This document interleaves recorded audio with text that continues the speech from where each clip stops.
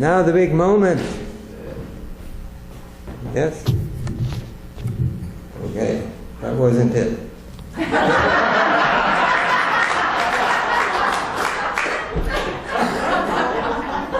It's my pleasure, my joy, my honor and my blessing to be able to introduce a speaker most of you have heard before and have come back for more. We know Tom Baker, we know his biography a little bit. He's going to tell us something about his life today, aren't we? And we will even know him better.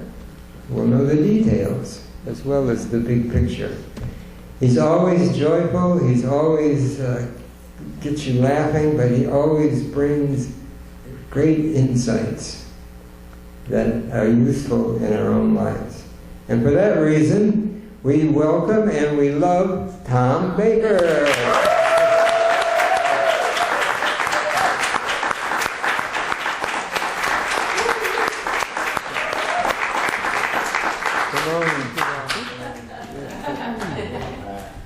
I must tell the order.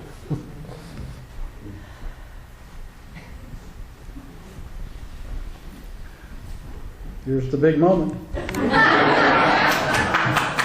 There we go. Yeah. Technology. Let me get a drink.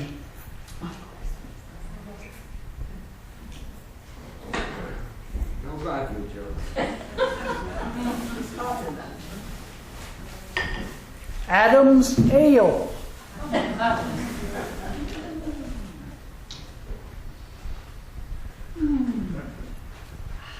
Adam's Ale.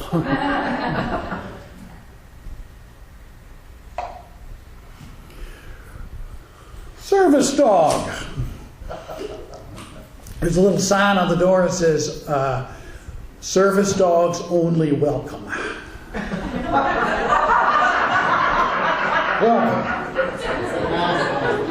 And I was saying to Marilyn, it's good that the fellowship is finally getting some boundaries.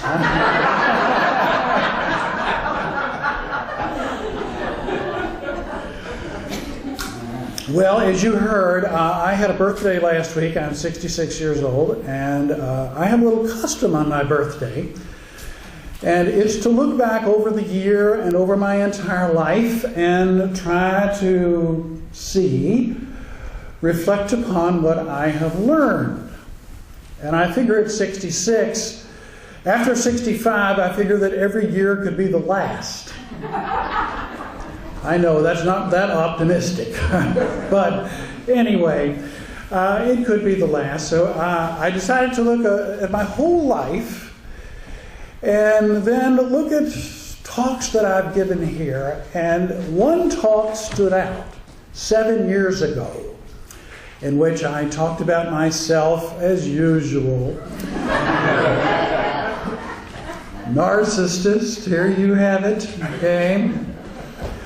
But in that talk, I think I really kind of got at what my life has been about. So I'd like to share that with you today. Okay? Most of you have not heard this talk. This was 7 years ago. Many of you can't remember that far. So if there's a little bit of familiarity in what I said, just kind of shake it off. It'll feel like deja vu, but it's okay. Now, as Robert said, I need to, for you who have never heard me before, I used to be a Catholic priest. I was a Catholic priest from 1980 to 1990. So I left the priesthood 26 years ago. And this is a little bit about me leaving the priesthood and getting married and all of that kind of thing. Usually, when I want to make a spiritual point, I go back to the time in my life when I was a Catholic priest. This makes me terribly autobiographical, and I fear narcissistic. The narcissism thing is further complicated by the fact that you will hear from me a kind of cleaned up, polished version of myself as a priest. It's a kind of soundbite portrait. And it's characterized by when I told the Archbishop that I was leaving the priesthood, and he was alarmed, of course, and he said, "Tom, you've lost your faith." And I shot back. First time in my life I've really thought on my feet well. And I said, "No, Archbishop, I have lost your faith, but I have gained my own." Good night. Well, things began to shake. No, they didn't. Nothing shook. Now, this is a neat little exchange between me and the Archbishop, in which makes me look very advantageous. Makes me look like a Martin Luther who gallops into town, into the Archbishop's place, and takes on the Roman hierarchy and says just the right thing. Robert Krajenke says just the right thing back. Good night. How did you do that? Wow. I faced down the Roman hierarchy and then marched triumphantly into Virginia Beach. And I met a brassy chick from Connecticut. And we lived happily ever after. Yay! Well, the last part is true. The brassy chick from Connecticut and myself are living happily ever after. But the priesthood part is much more human and complicated than I portray it. Here's the complicated part. It all started with me wanting to be somebody important. When I was a kid, I would dream of winning the Nobel Prize. I could win it for anything. Medicine, peace, science, didn't matter to me. Literature. It was something that would make me important. Because everything I did in my life was average. I was average at my studies. I was average at sports. I was average at singing. I had average friends, and we exchanged average thoughts. My sister was happy to be average because it helped her fit in. She was happy, and my father encouraged me to be happy too. Most people are average, Tom, he'd say. You're in the majority. Be like your sister. Don't try so hard. He'd come up to me, I'd be studying, and he'd say, "Slow down, Tom. You don't need to ace that test. A gentleman's C would be just fine." That was my dad. No pressure. Even my name was average, Tom, which people often to this day mistake for Bob. And that's an even more average name. When I went to college, I became a hippie and started writing poetry. And I would carry my poetry around, hoping to meet an above average pretty girl. And when the girl read the poetry, they'd always say, "That's okay," which I knew meant that's average. Average poems. I went to the University of Kentucky, which a magazine at that time called the best average school in the United States.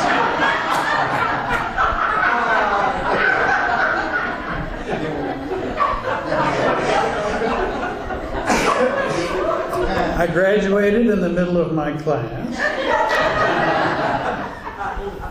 And I stood on the edge of adult life and I prayed never to be average again. You all talked a lot about answered prayer. Well, I got mine answered in spades. I did below average in graduate school. And disastrously below average teaching the 7th grade. I went back to my praying and clarified that when I said not average anymore, I meant above average and not flunking out of life. You must assume nothing with God. So God got clear, or somebody got clear, and I heard a soft voice telling me, be a priest. It's an above average calling for average guys. And that is true. It's above average calling, and they're all average guys. Me among them. So with the mediocrity nipping at my self-esteem, I rushed into the seminary, which led to the priesthood, and I was never average again. What the priesthood did for me was allow me to be somebody important. Weddings, funerals, Sunday Mass, they couldn't start till I showed up. But I love to be about 5-10 minutes late. Oh, here he is. Father Average. Bread and wine couldn't become Jesus until I said the words and made the gesture. But most of all, people took me seriously. When other people took me seriously, I started seeing myself as someone important. They treated me in a nice way, in a superior way, and I thought, maybe I'm above average. Whoa. It's like God picked me, Mr. Average, to be Father Wonderful. The priesthood for me was a kind of enchantment. For years I played the part that the church proudly gave me. When I took off the costume, lo and behold, some of the enchantment stuck. Some of the magnificence still remained in my heart. It's like clothes went away, priesthood still in my heart. It was great. Being a priest was what it took for me to feel important. That's what the Catholic Church taught me. Yes, Father. No, Father. Thank you, Father. It was a kind thing for God to do. To let me play that part to prove to myself what God knew all along. That I was important. But that's why we're here, isn't it? To prove to ourselves something God has known all along. After the priesthood, I got married. Sometimes when people get married, it goes downhill. When I got married, it went way uphill. Life is always filled with contradictory questions. Marriage proved to me that my importance wasn't that important. Nothing like a wife to let you know that you're not that important. There was something better than being important. Love was better than being important. As a priest, I was admired. Admiration massages the ego, but it doesn't do much for the soul. Admiration is the fast food of love. It's tasty, but fattening and fairly monotonous. When I got married, I discovered treasuring, which is love's gourmet main dish. My wife treasures me. She doesn't think I'm special or more lovable than other people. She simply treasures me, along with many other people and animals. One time we got into one of those silly marital discussions that has to do with hypotheticals. The what ifs. I said, Kathy, what if someone offered us $1 million for our cat?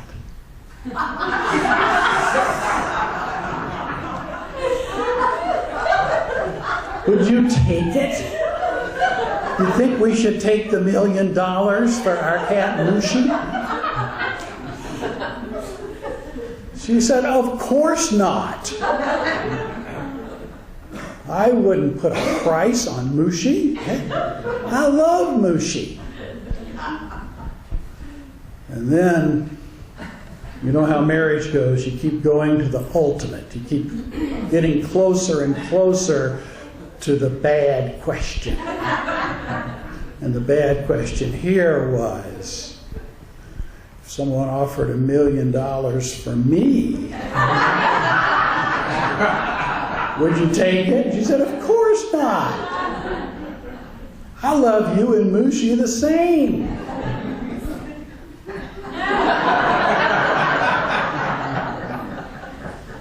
I looked at Mushi. Mushi looked back.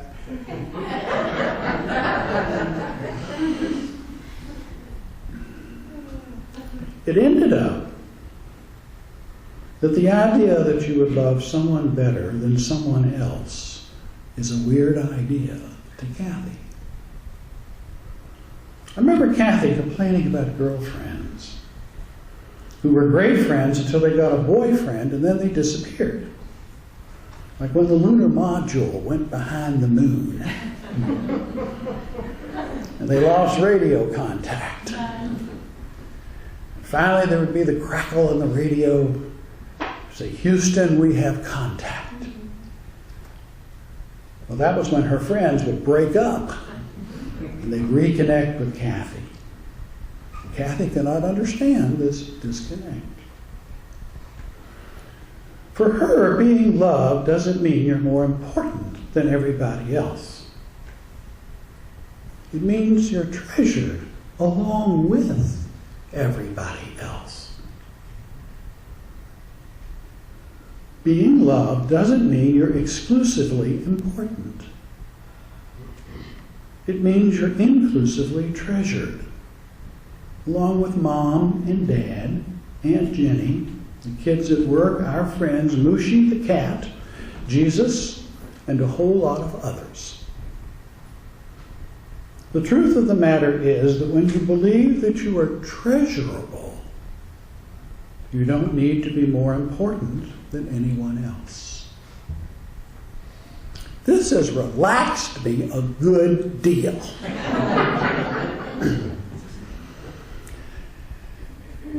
And I get along with a cat much better. Now, that's kind of what I've learned from my life. Being important is important until you're important and you want something more. Until you want to be treasured. Treasuring is the best part. When you all talk about me in this church, I feel treasured. It's wonderful. You all are like, I don't know. You're kind of like my wife. Yeah, you're kind of like her because you say, look, we're ordinary. Nothing amazing about the fellowship. I once called the fellowship the donkey church. Yes, I did, and I've regretted it ever since. But I meant it well. I meant to say that the donkey is the noble creature of Labor Day. You know, that's our sacred donkey. The donkey just does things and doesn't try to blow his own horn. He's not like a whinnying horse. He's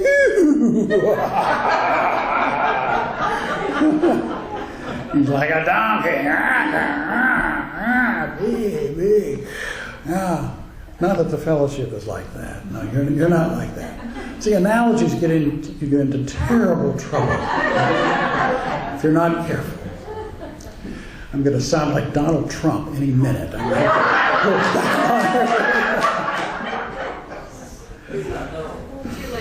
Too late. So I just want to say to you, the fellowship, that you've been a part of that feeling in my life that not only was I important, but that I'm treasurable, and that I could do wrong, but I would always be forgiven, and you'd always be back with a glass of vodka to make it okay. Thank you.